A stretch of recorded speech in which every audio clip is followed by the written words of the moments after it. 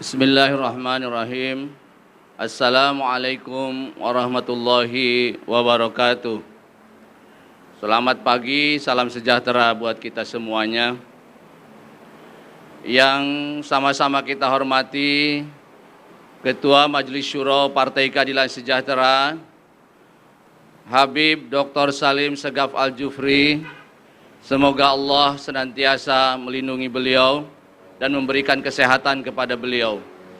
Yang terhormat Wakil Ketua Majelis Syuro Partai Keadilan Sejahtera, Dr. Muhammad Hidayat Nur Wahid, sekaligus juga sebagai Wakil Ketua Majelis Pertimbangan Rakyat Republik Indonesia.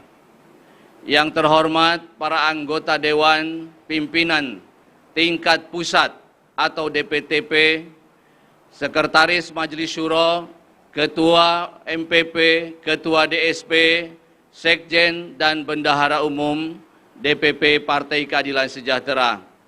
Juga yang terhormat pimpinan fraksi PKS DPR RI dan MPR RI. Yang terhormat seluruh pengurus dari tingkat pusat, wilayah, daerah, kecamatan, dan ranting di seluruh Indonesia. Yang kami cintai seluruh anggota keluarga besar Partai Keadilan Sejahtera di berbagai penjuru Nusantara dan belahan dunia. Pertama-tama, mari kita sama-sama bersyukur, alhamdulillah kepada Allah Subhanahu wa Ta'ala, karena hari ini kita semua diberikan kesempatan untuk bisa menyelenggarakan upacara peringatan Hari Kemerdekaan Republik Indonesia yang ke-75, baik secara langsung maupun secara virtual dalam kondisi sehat walafiat. Semoga Allah Subhanahu wa Ta'ala terus melindungi dan mencurahkan kasih sayangnya untuk negeri kita tercinta ini. Kedua, mari kita haturkan doa untuk para pahlawan, para pendiri bangsa, dan para pembela negeri tercinta kita ini yang telah berjasa dalam memerdekakan Indonesia dan mempertahankannya. Semoga jasa-jasa dan pengorbanan mereka mendapatkan balasan yang terbaik dari Allah Subhanahu wa Ta'ala. Selain itu, mari kita juga berdoa untuk para tenaga medis dan seluruh pihak yang berjuang keras mengobati dan merawat para korban pandemi COVID-19. Mereka adalah para pahlawan masa kini di masa pandemi, yang mana mereka terus-menerus tiada henti membantu warga agar sembuh dari sakitnya. Ketiga, tidak lupa mari kita haturkan doa untuk para guru, keluarga, dan saudara-saudara kita yang telah mendahului kita, secara khusus untuk guru kita semua, Ustadz Hilmi Aminuddin. Semoga Allah Subhanahu wa Ta'ala mengampuni semua kesalahan mereka, menerima amal baik mereka, dan mendapatkan tempat terbaik di sisi Allah Subhanahu wa Ta'ala. Amin ya Rabbal Alamin. Keluarga besar Partai Keadilan Sejahtera yang saya cintai, hari-hari ke depan dan juga tentu hari ini adalah merupakan hari yang berat bagi kita semuanya. Bukan hanya bagi bangsa Indonesia, tetapi bagi seluruh warga dunia di 200 negara yang hari ini sedang menghadapi fase turbulensi yang semakin tak menentu arahnya. Setiap negara berjuang untuk mengatasi krisis pandemi COVID-19 dan dampak yang ditimbulkannya dengan cara dan jalannya masing-masing. Kemampuan dan kecakapan masing-masing negara dalam mengatasi krisis ini akan menentukan masa depan negara tersebut. Apakah ia akan menjadi bangsa pemenang atau dia menjadi bangsa pecundang? Pertanyaan yang harus kita jawab dengan jujur pada hari ini adalah, apakah saat ini kita bangsa Indonesia sudah berada di rel sejarah bangsa-bangsa pemenang yang mampu mengubah krisis menjadi peluang dan kekuatan? Atau kita justru terjatuh pada rel sejarah bangsa-bangsa pecundang yang gagal mengelola krisis ini? Atau kita cukup puas memilih rute sejarah bangsa-bangsa mediocre yang hanya bisa jalan di tempat, terjebak di kubangan krisis, dan tidak mampu membuat perubahan dan kemajuan? Keluarga besar Partai Keadilan Sejahtera yang saya cintai, ada dua faktor yang akan menjadi pengubah permainan kehidupan kita ke depan, baik secara sosial, ekonomi, maupun juga politik, atau yang orang sering sebut sebagai game changer. Game changer ini akan menjadikan penentu ke depan bagaimana kira-kira landscape ekonomi, sosial, dan politik kita ke depan. Kedua game changer itu adalah, yang pertama terkait dengan pandemi, dan yang kedua adalah terkait dengan demokrasi. Dua faktor ini akan saling mempengaruhi satu sama lain, membentuk landscape ekonomi, sosial, politik baru. Marilah kita ulas satu persatu. Pertama, faktor pandemi. Pandemi COVID-19 adalah bencana kesehatan global terbesar di abad ini. Jika dilihat dari jumlah korban dan kecepatan penyebarannya ke negara-negara yang terdampak, maka pandemi COVID-19 adalah kasus kedua terbesar setelah wabah pandemi Spanyol yang terjadi pada tahun 1918-1920. 100 tahun kemudian, hari ini kita mengalami pandemi COVID-19. Hanya dalam waktu sekitar 7 bulan, sejak outbreak pertama kali di kota Wuhan, Tiongkok, pada 22 Januari 2020, virus ini telah menginfeksi lebih dari 21,5 juta jiwa di seluruh dunia dan menelan korban meninggal dunia lebih dari 760.000 jiwa. Data statistik per tanggal 16 Agustus tahun 2020 untuk Indonesia menunjukkan bahwa sejak outbreak 2 Maret 2020, jumlah kasus positif dan korban meninggal mencapai 6.071 jiwa. Maaf, saya ulangi. Kasus positif sebesar 137.468 jiwa dan yang meninggal 6.071 jiwa atau 4,4% tingkat kematian.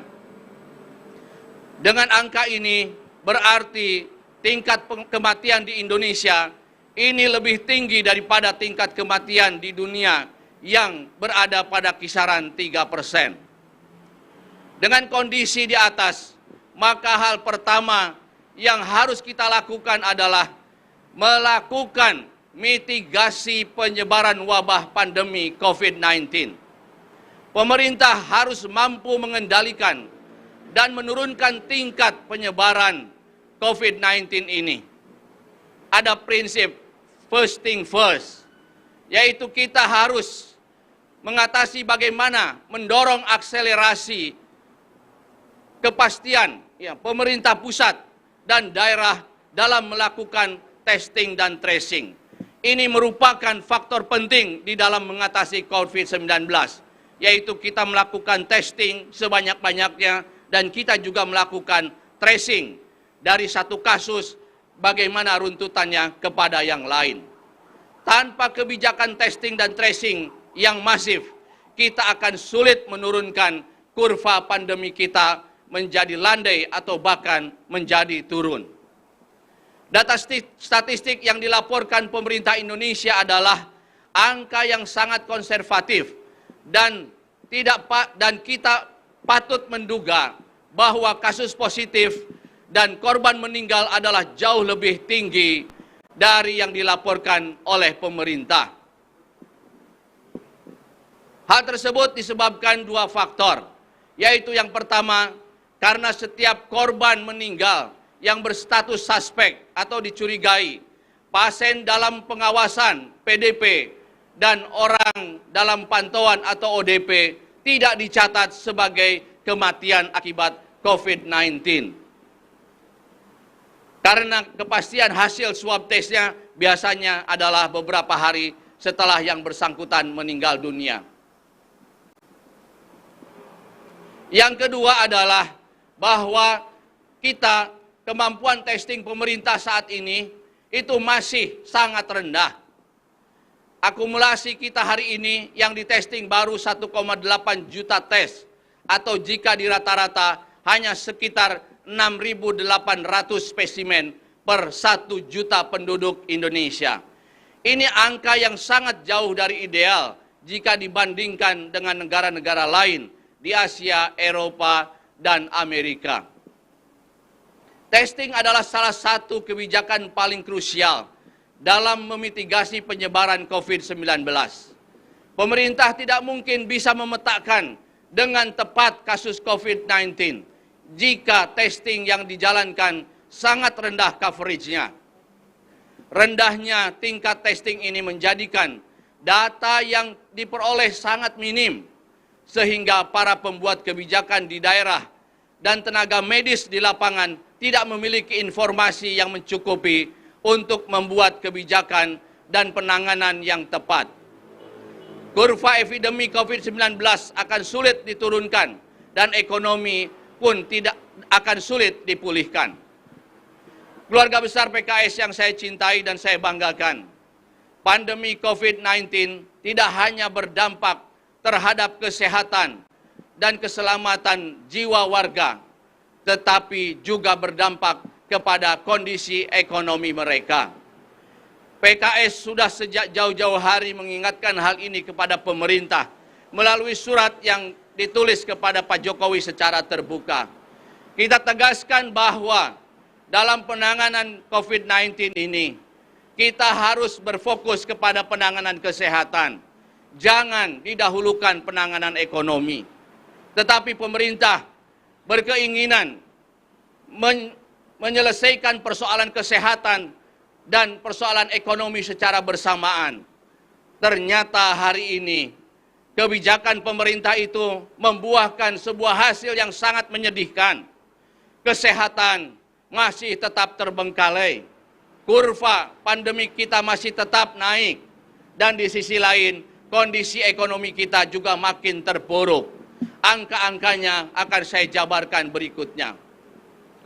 IMF misalnya memperkirakan mayoritas negara-negara di dunia akan mengalami resesi global pada tahun 2020 dengan proyeksi pertumbuhan ekonomi akan terkontraksi hingga minus 4,9%.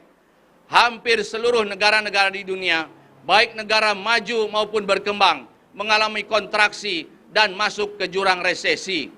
Bahkan Bank Dunia meramalkan krisis ekonomi akibat pandemi ini adalah krisis ekonomi terburuk pasca Perang Dunia Kedua dan The Great Depression 1929. Kuartal kedua tahun 2020, pertumbuhan ekonomi Indonesia juga terkontraksi, melebihi dari apa yang diramalkan oleh IMF, yaitu minus 5,32%. Dan Indonesia juga diproyeksikan akan masuk resesi tahun 2020 ini. Ini adalah kinerja perekonomian nasional terburuk sejak krisis ekonomi tahun 98. Akibat pandemi COVID-19, jumlah pengangguran diperkirakan akan bertambah 5,5 juta jiwa di tahun 2020 dan bisa mencapai 12,7 juta jiwa di tahun 2021 menurut laporan Bappenas tahun 2020. Jumlah masyarakat miskin juga diproyeksikan akan bertambah mencapai 8,5 juta jiwa di tahun 2020. Hingga bulan Juni 2020, sudah ada 3,05 juta warga kita yang sudah terkena pemutusan hubungan kerja. Dan sekitar 55,8% UMKM di Indonesia mengalami penurunan omset penjualan dari yang terendah 10% hingga terjun bebas mencapai 60%. Dan 36,7% atau lebih dari sepertiga pelaku industri UMKM tidak ada penjualan sama sekali alias tutup sementara usaha mereka. Keluarga besar PKS yang saya cintai dan saya banggakan, pemerintah tidak boleh lagi bersikap biasa-biasa saja, business as usual. Pemerintah harus memiliki kesadaran akan krisis, sense of crisis, dan kesadaran akan kesiagaan bertindak atau sense of urgency. Bangsa ini membutuhkan hadirnya kepemimpinan bangsa yang mampu memberikan arah, bukan sekedar keluh kesah. Kepemimpinan yang mampu menyalakan keyakinan, bukan sekedar harapan. Kepemimpinan yang benar-benar bekerja, bukan sekedar retorika. Kepemimpinan yang mampu memberikan solusi, bukan sekedar janji-janji. Republik ini membutuhkan pemimpin yang turun tangan menyelesaikan persoalan di lapangan, bukan pemimpin yang justru sibuk cuci tangan dari kesalahan-kesalahan. Desain kebijakan publik seharusnya memenuhi 3 prasyarat utama, yaitu harus tepat manfaat, tepat sasaran, dan tepat waktu. Sayangnya, program-program pemerintah hari ini justru banyak yang tidak memenuhi ketiganya. Program pemerintah justru banyak yang tidak tepat manfaat, tidak tepat sasaran, dan juga tidak tepat waktu. Bahkan patut diduga buruk dari segala aspek tata kelolanya atau bad governance.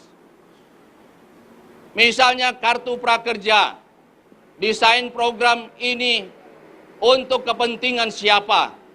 Apa manfaatnya pelatihan online bagi masyarakat yang terdampak dan bagi UMKM? Apakah platform startup digital wajar menerima proyek sebesar ini atau justru ada konflik kepentingan dalam proyek ini? Apakah menu pelatihan online yang disediakan platform sesuai kebutuhan masyarakat? Apakah tepat waktu jika saat pandemi seperti ini pelatihan dilaksanakan? Dalam mendesain kebijakan publik, tidak boleh asal-asalan atau hanya sekedar memenuhi janji-janji kampanye politik, sehingga program tersebut terlihat dipaksakan yang mengusik nalar publik dan tidak memberikan manfaat apapun bagi kesejahteraan rakyat. Rendahnya serapan anggaran di kementerian dan lembaga adalah bukti bahwa birokrasi pemerintah tidak bekerja dengan baik. Serapan anggaran adalah indikator paling dasar apakah birokrasi itu bekerja atau tidak. Bagaimana mungkin kita dapat mengukur output dan outcome dari kinerja pemerintah jika membelanjakan uang saja pemerintah tidak mampu? Pemerintah juga salah prioritas dalam membuat program pemulihan ekonomi. Misalnya RUU Omnibus Law Cipta Kerja dijadikan sebagai resep utama pemulihan ekonomi nasional. Pemerintah meyakini bahwa dengan RUU Cipta Kerja ini, maka investasi akan datang ke Indonesia.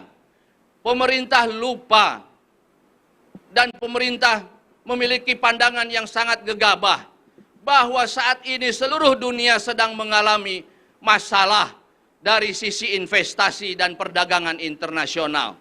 Semua butuh capital inflow di dalam negerinya.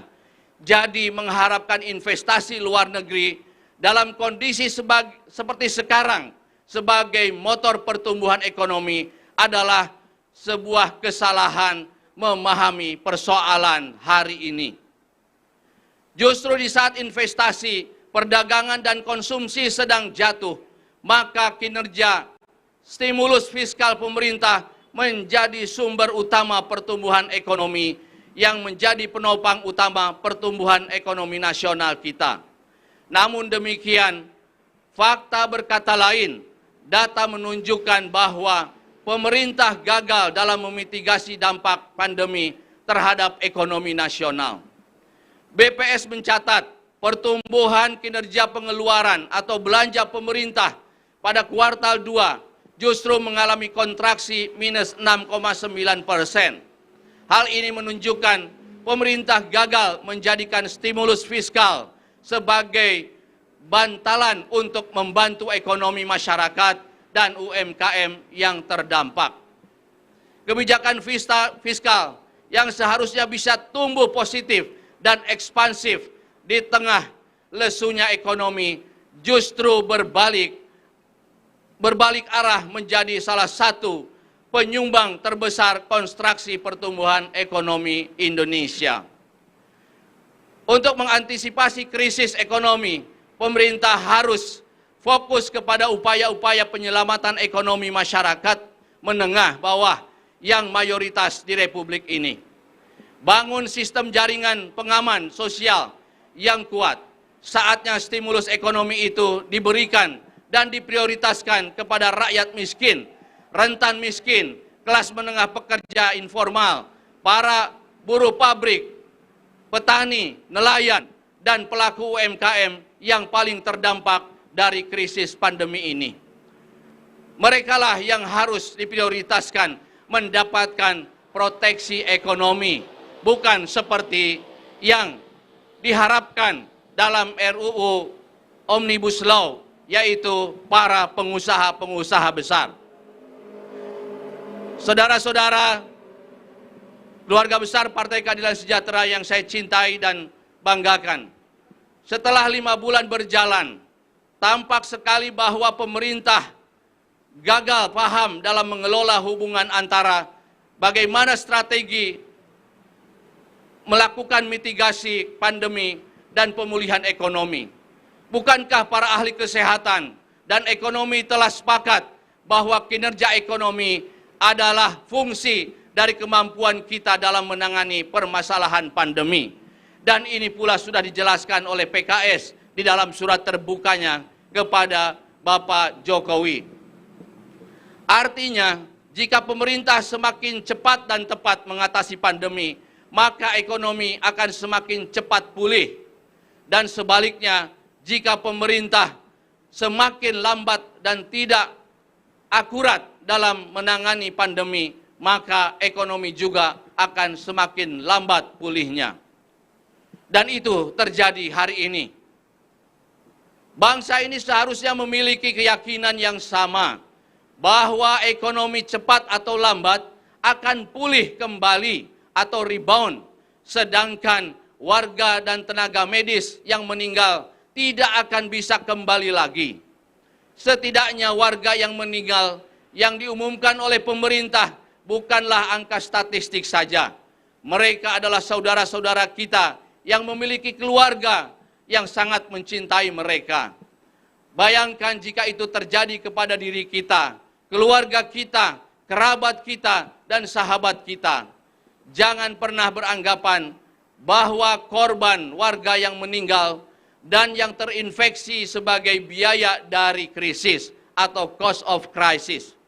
Apalagi jika itu dianggap sebagai biaya dari pemulihan ekonomi, cost of economic recovery. Saudara-saudaraku sekalian yang saya cintai, dari apa yang saya paparkan di atas terkait dengan game changer pertama yaitu pandemi, saya berani mengatakan bahwa pemerintah hari ini telah melakukan double mistake on putting priority. Sudah melakukan 2 kesalahan di dalam meletakkan prioritas, yaitu salah dalam meletakkan prioritas mana dahulu, kesehatan atau ekonomi. Saya ulangi, harusnya kesehatan adalah yang diutamakan. Tetapi pemerintah justru memilih ekonomi atau paling tidak dilakukan secara bersamaan. Kesalahan kedua adalah ketika menangani ekonomi, pemerintah salah di dalam meletakkan prioritas-prioritas mana yang harus dibantu bagi pemulihan ekonomi. Saudara-saudaraku sekalian, kita menuntut pada pemerintah agar dua kesalahan ini segera diperbaiki dan pemerintah meminta maaf kepada seluruh rakyat Indonesia karena tidak mampu meletakkan prioritas dengan benar. Saudara-saudaraku sekalian, game changer yang kedua adalah terkait dengan masalah demokrasi. Masa depan demokrasi akan sangat menentukan arah ekonomi, politik, dan sosial bangsa Indonesia. Seperti apakah relasi antara otoritas negara, kekuatan pasar, dan hak-hak rakyat akan ditentukan oleh bagaimana pemerintah menjalankan roda pemerintahan. Apakah pemerintah memilih jalan konsolidasi demokrasi atau justru menjadikan pandemi sebagai justifikasi untuk melanggengkan hegemoni oligarki politik dan membuka jalan kembalinya otoritarianisme. Indonesia sudah pernah mengalami 2 kali dalam rezim pseudo-demokrasi atau demokrasi semu yang sejatinya merupakan rezim otoritarianisme, yaitu masa demokrasi terpimpin tahun 59 sampai 67 di era Orde Lama dan masa demokrasi Pancasila 67 sampai dengan 98 di era Orde Baru. Kegagalan kedua rezim tersebut dalam mengkonsolidasikan demokrasi dari demokrasi prosedural menjadi demokrasi substansial, menjadikan keduanya memilih jalan pintas dengan memutar balik atau turn around ke pilihan otoritarianisme. Kita tahu kedua rezim ini di akhir pemerintahannya menuju kepada rezim otoritarianisme ini. Tahun 98, Indonesia memasuki era demokrasi baru setelah 32 tahun hidup terjerembab dalam kubangan otoritarianisme. Pasca reformasi, Indonesia telah mengalami 5 kali pemilihan umum dan 4 kali pemilihan presiden secara langsung dan 3 kali pemilihan kepala daerah secara serentak, yaitu 2015, 17, dan 18. Dan 2020 ini adalah yang keempat pilkada serentak. Secara prosedural, Indonesia telah mampu menjalankannya dengan cukup baik, damai, lancar, tanpa ada konflik yang berkepanjangan. Pasca reformasi, Indonesia memang keluar dari jebakan otoritarianisme Orde Baru. Namun Indonesia hingga kini masih belum berhasil menuntaskan transisi demokrasi. Indonesia masih belum mampu naik kelas menjadi demokrasi substansial atau konsolidasi demokrasi. Selama 20 tahun proses demokratisasi pasca reformasi, Indonesia kembali lagi terjebak dalam demokrasi prosedural dalam bentuk yang lain. Ada yang mengatakan Indonesia saat ini terjebak dalam demokrasi oligarki, di mana demokrasi dikendalikan oleh segelintir elit yang menguasai sumber daya kapital. Oligarki membajak demokrasi dan aktor-aktor demokrasi untuk menghambat kepada kepentingan pemilik modal. Oligarki menguasai elit politik dan para pembuat kebijakan untuk memuluskan kepentingan pemodal dan investor melalui regulasi yang diciptakan. Keluarga besar PKS yang saya cintai dan saya banggakan, saat ini kita menyaksikan gejala-gejala kebangkitan kembali otoritarianisme yang menghamba kepada oligarki kapitalisme di negeri kita ini. Atas nama penanganan pandemi COVID-19, Presiden mengeluarkan Perpu nomor 1 tahun 2020 yang kemudian disahkan oleh DPR RI menjadi Undang-Undang nomor 2 tahun 2020. Tapi kami beri catatan, hanya PKS yang menolak Perpu ini menjadi undang-undang. Undang-undang tersebut memperkuat kekuasaan dan otoritas eksekutif dalam kebijakan fiskal, moneter, budgeting, dan juga legislasi. Dalam undang-undang tersebut, hak budgeting dan legislasi DPR RI dipangkas. Pemerintah cukup mengeluarkan Perpres, tidak butuh undang-undang untuk mengubah APBN.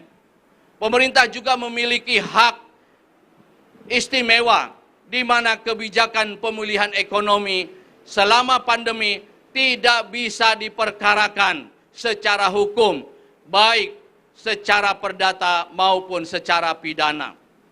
Di saat yang sama, pemerintah sangat getol mendesak untuk mengesahkan RUU Omnibus Law Cipta Kerja. Atas nama investasi asing, pemerintah ingin kembali memutar haluan demokrasi dari desentralisasi menjadi rezim pemerintah pusat yang tersentralisasi.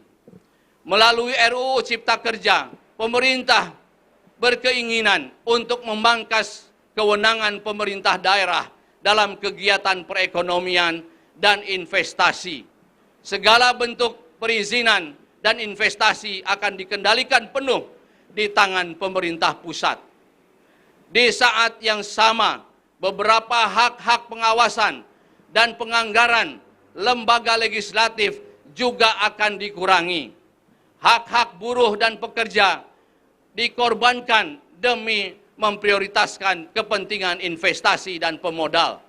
Hak kebebasan pers akan terancam karena kewenangan pengawasan media akan ditarik ke pemerintah pusat, bukan oleh lembaga yang independen. Pernyataan Presiden Joko Widodo bahwa pemerintah tidak akan main-main dengan agenda pemberantasan korupsi dan penegakan hukum adalah pernyataan yang justru tampak sangat main-main, karena fakta yang ditunjukkan oleh pemerintah justru berbicara lain. Kasus Novel Baswedan, revisi Undang-Undang KPK, skandal Jiwasraya, dan perkara Joko Chandra menjadi bukti nyata agenda pemberantasan korupsi dan penegakan hukum justru mundur ke belakang. Ada idiom yang mengatakan power tends to corrupt, and absolute power corrupts absolutely. Kekuasaan secara alamiah akan cenderung kepada tindakan yang koruptif, dan kekuasaan yang absolut pasti akan korupsi secara absolut juga. Disinilah, saudara-saudaraku sekalian, dalam kita mengawal demokrasi, betapa pentingnya ada konsep check and balances, dan itu harus dijalankan agar kekuasaan tidak terkonsentrasi dan dimonopoli pada satu lembaga saja, yaitu pada eksekutif. Dalam sistem presidensial, di mana presiden dipisahkan dari kekuasaan parlemen dan merupakan penguasa tertinggi lembaga eksekutif, ia harus dikontrol oleh kekuasaan legislatif, sehingga gerak langkah presiden dalam menjalankan roda pemerintahan tetap pada rel yang benar sesuai dengan konstitusi dan perundang-undangan yang berlaku. DPR RI tidak boleh menjadi rubber stamp atau yang memberi cap saja, jadi tukang pemberi cap terhadap kebijakan-kebijakan pemerintah. DPR RI harus bersikap rasional dan kritis atas setiap kebijakan dari pemerintah. Oleh karena itu, DPR RI sebagai kekuatan legislatif harus bersikap sebagai kekuatan penyeimbang, sebagai kekuatan penyeimbang pemerintah dan pejuang suara hati nurani rakyat. Kekuasaan yudikatif harus diberikan jaminan penuh untuk bisa bertindak secara independen, tanpa ada intervensi sedikit pun atau kooptasi dari penguasa. Penegak hukum dan lembaga peradilan tidak boleh menjadi alat politik kekuasaan eksekutif. Ancaman demokrasi berikutnya adalah keterkaitan antara demokrasi dan perlindungan hak asasi manusia di Indonesia. Demokrasi dan hak asasi manusia seperti dua sisi dari mata uang yang sama. Tidak ada demokrasi jika tidak ada jaminan perlindungan terhadap hak asasi manusia. Di negara demokrasi, setiap warganya bebas memeluk dan menjalankan agamanya yang diyakininya. Tidak ada paksaan dalam memilih agama mana yang akan dipeluk. Di saat yang sama, di negara demokrasi juga tidak boleh secara sengaja dan terbuka menghina, memanipulasi ajaran agama. Karena hal tersebut akan menimbulkan bentrokan-bentrokan sesama pemeluk agama. Negara harus menjamin dan melindungi kebebasan berpikir, berserikat dan berpendapat. Pemerintah tidak boleh alergi dengan kritik, sikap oposisi dari partai politik atau kekuatan masyarakat sipil. Jangan pernah menjadikan perbedaan pendapat sebagai tindakan yang inkonstitusional sehingga kemudian dicari-cari kesalahannya untuk dikriminalisasi. Perbedaan pandangan adalah keniscayaan demokrasi. Jangan menstigma kelompok yang memilih jalan oposisi terhadap pemerintah sebagai gerakan inkonstitusional yang bermaksud makar kepada pemerintah yang sah. Tindakan ini tidak tepat bagi demokrasi kita. Kontestasi demokrasi, pemilihan presiden, pemilihan kepala daerah harus dimaknai sebagai kontestasi antar pihak yang memiliki perbedaan pandangan untuk merealisasikan pandangan-pandangannya. Karena itu kontestasi demokrasi tidak boleh menyebarkan muatan kebencian, apalagi permusuhan antar sesama anak bangsa. Kekuatan masyarakat sipil seperti media massa, NGO, universitas, aktivis, pemuka agama, seniman harus mendapat ruang kebebasan, kemandirian, kemerdekaan sepenuhnya dari segala bentuk intervensi, baik itu intervensi penguasa maupun intervensi pemilik modal. Biarkan mereka bersuara keras, menyampaikan suara-suara kelompok marginal yang sangat kurang diperhatikan hak-hak asasinya. Terakhir, sebagai penutup amanat upacara ini, saya mengajak kita semua untuk sama-sama berdoa kepada Allah Subhanahu wa Ta'ala agar bangsa Indonesia mampu melewati ujian dan cobaan krisis pandemi COVID-19 dan krisis-krisis lain yang mungkin menimpa kita sebagai bangsa Indonesia. Kita harus tetap optimis bahwa bangsa Indonesia akan mampu bangkit dan melewati semua ini dengan baik. Sikap optimis adalah sikap orang beriman, sebagaimana yang Allah firmankan di dalam Al-Quran. A'udzubillahi minasyaitonirrajim. Bismillahirrahmanirrahim. Innal ladzina qalu rabbunallahu tsumma istaqamu tatanazzalu alaihimul malaikah alla takhafu wa la tahzanu wa absyiru bil jannati allati kuntum tu'adun.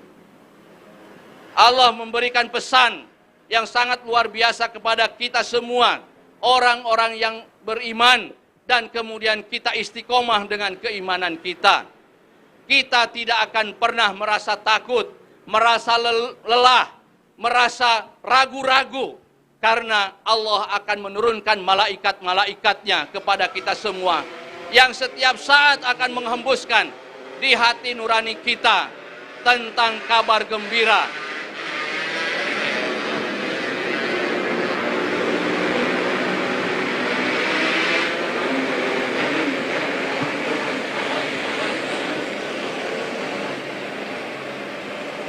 Ada saudara-saudara kita yang merayakan kemerdekaannya dengan bermotor berombongan, jadi suaranya harus kita tahan dulu ya.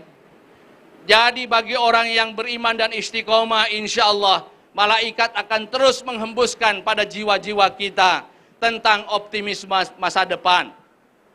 Kalaupun kita tidak mendapatkan di dunia ini, Allah janjikan di akhirat kelak.